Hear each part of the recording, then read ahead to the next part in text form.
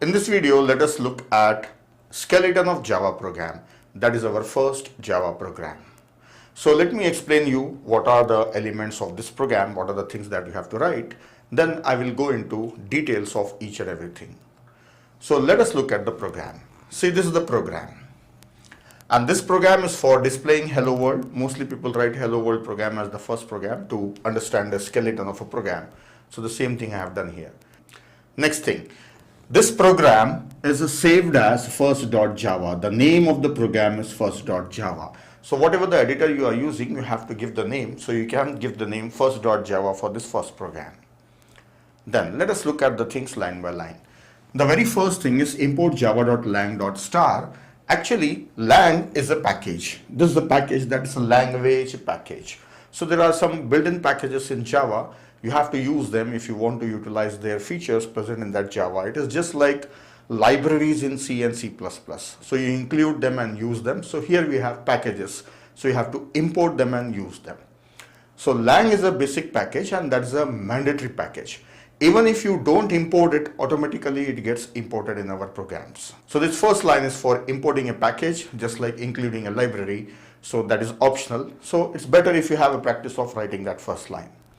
Then every Java program is in the form of a class. So there is nothing outside classes in Java.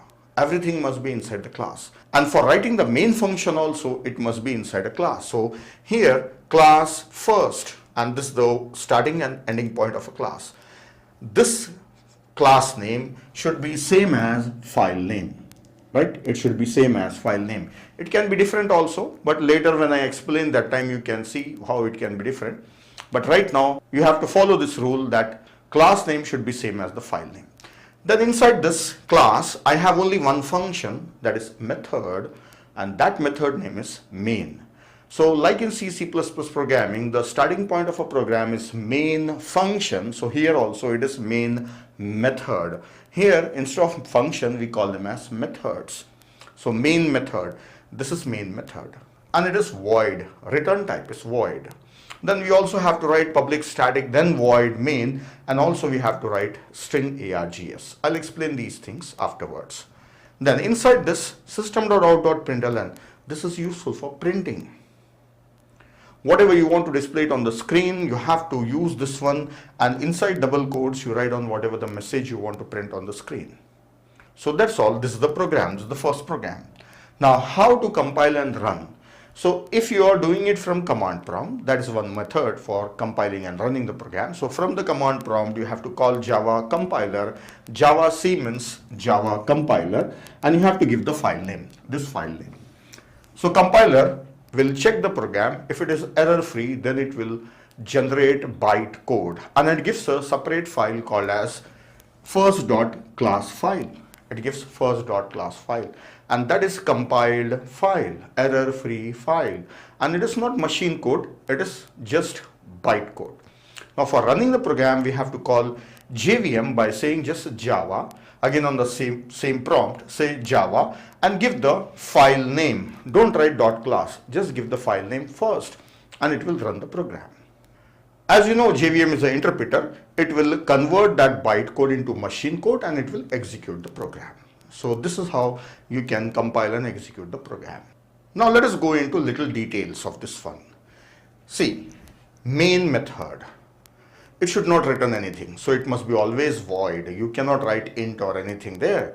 Right? In C++ you can write void or int also sometime, but here void always. Then public. What is the meaning of public? So if you want anything from the class to be accessible outside, then it must be public. If it is public, then it will be visible.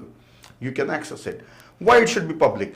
Because JVM, when you say execute the program, it will call this main method. So this main method is inside the class. So JVM should be able to see that main method. So that is the reason we have to say it is public. Then next, this is over. Now why to say static?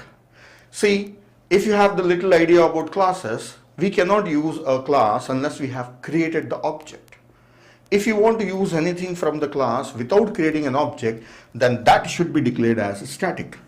So if it is static, then it can be directly called without creating an object of a class, just by using class name. So yes, JVM has to call main method which is present inside this class. Without creating an object, it has to call. So when we say Java first, so what JVM will do? JVM will call first main. It will call the function first dot main. So just by using class name, it will call the function. So for making it easy for JVM, we have to write it as static. Otherwise, if you don't make it as static, JVM says I cannot find main method. It gives an error. Now, next thing, command line arguments. These are called as command line arguments. Now, this is a separate topic I have to discuss in detail, and this is actually optional whether you pass arguments or don't pass. But in Java program, whether you are taking it or not, always you must write it. So this line is always you have to write. Then coming to this line, system.out.println. Actually, println is a method. Println is a method. Just like in C language, if you have the idea of C language, printf is a function for printing anything on the screen. So println is a method for printing anything on the screen.